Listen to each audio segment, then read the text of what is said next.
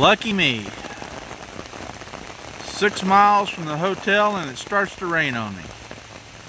I pulled over and see if it'll pass.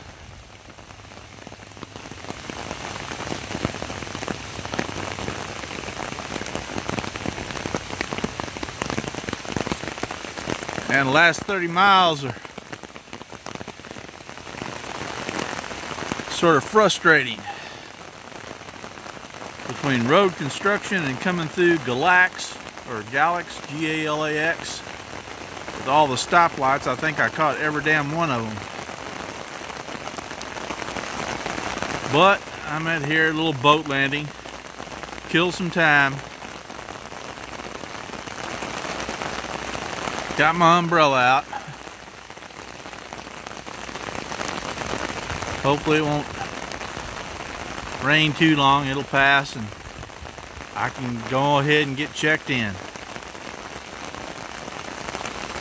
Alright.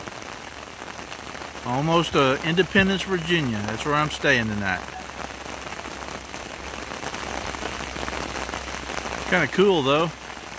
Lucky I found this little place to pull off. See you later.